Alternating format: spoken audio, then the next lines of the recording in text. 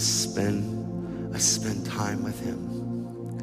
And he takes all these different scriptures and he tucks them away in my heart. Hi, Amanda. He tucks them into my heart. And they don't go away. And even though my mind doesn't get him at first, it's his word, it's eternal. It never, ever, ever fades away. It never changes. And because he is my rock, because I'm not building on sand, I'm building on the rock. Jesus is the rock, right? So my whole heart and my whole life has been built in this place of solid, nothing shifting about it. There's no sand on top of the rock. It's just solid. That's where my foundation goes. And Jesus is the chief cornerstone of that foundation, so it never moves.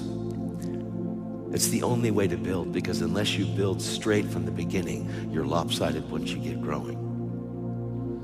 So we have to make sure that we're building. If you try to build on sand, sand shifts. You have to build on rock. Jesus is that solid rock. Are you with me?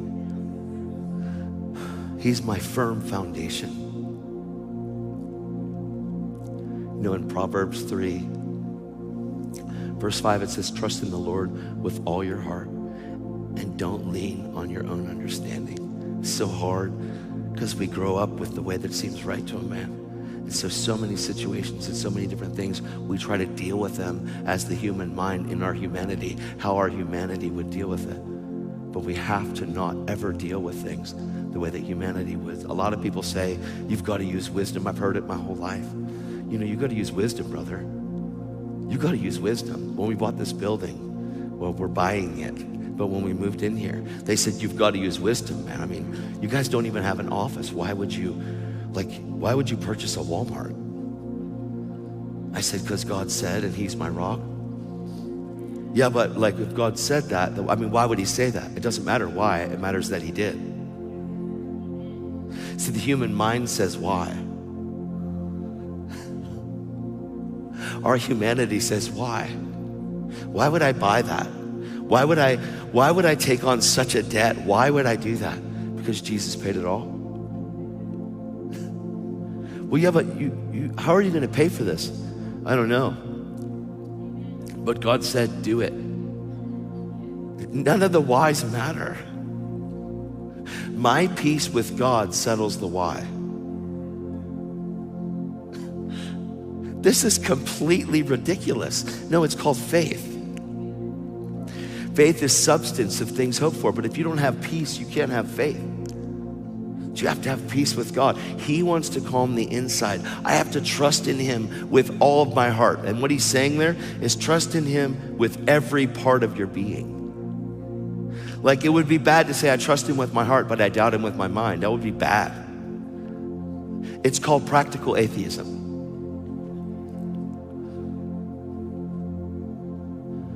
Practical atheism is, I love God with all of my heart, but I've got a question here. I've got lots of questions here.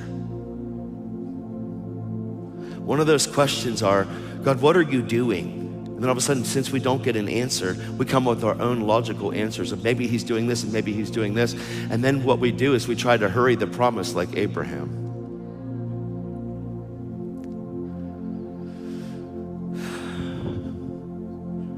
And we create an Ishmael that God never wanted.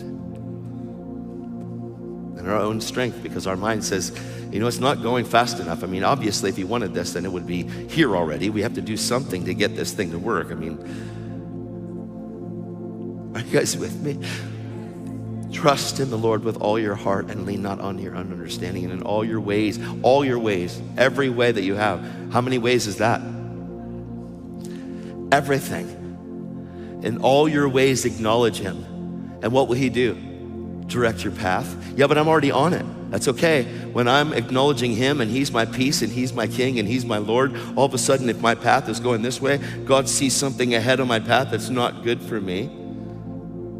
God just turns the path. Kind of like those train tracks where that thing just shifts. But if I'm trusting in the Lord and not in my own understanding, listen, this is such a big deal.